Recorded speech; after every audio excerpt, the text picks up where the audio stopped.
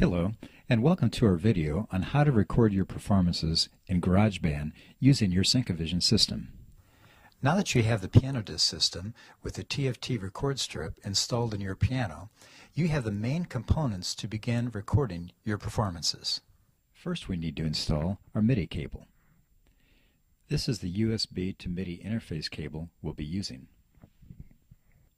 One of the MIDI plugs on the cable is marked to MIDI out. Plug that into the MIDI out underneath the treble side of the piano. The other MIDI plug on the cable is labeled to MIDI in. Plug that into the MIDI in underneath the bass side of the piano.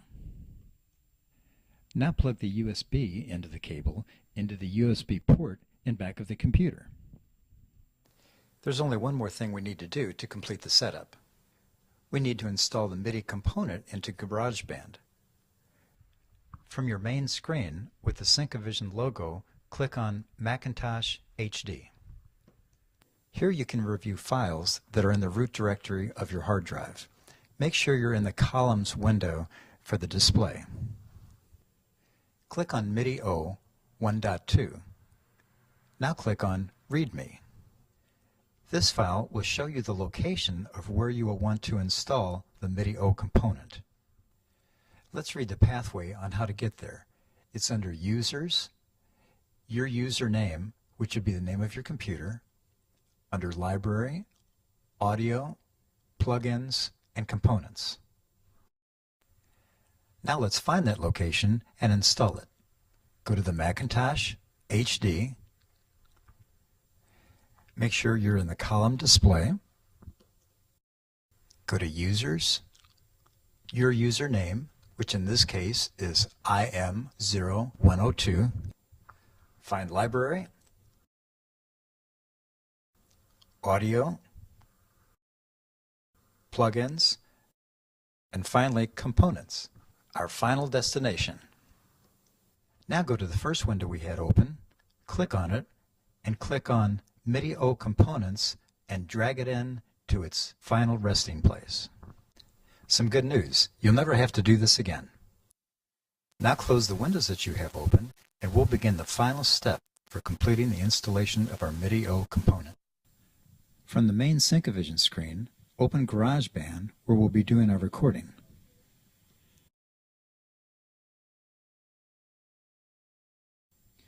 The first time you open it, it will look something like this.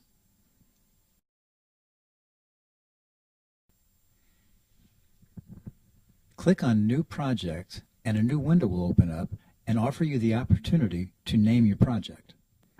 You can type in your new name where it says Save As. For now, I'll just keep it My Song. I'll click on the green button in the upper left-hand corner to expand the view. Click on the icon that looks like a scissors at the lower left-hand part of the screen. This will open up the track editor.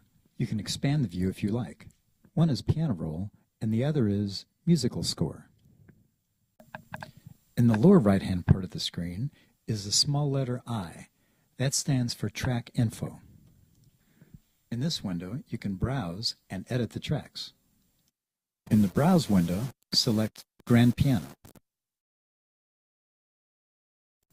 In the Edit window, select Piano, and then MIDI Out. Click on Sound Generator, MIDI Destination, USB Uno. On the lower right-hand part of the screen, click on Save Instrument, and type in Player, Piano, Track.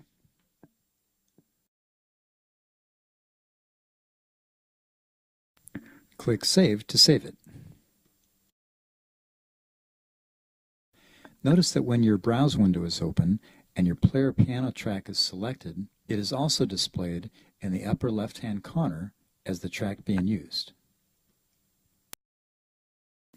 Likewise, when the Grand Piano track is selected in the Browse window, in the upper left-hand corner, you'll notice that the Grand Piano is the track being used.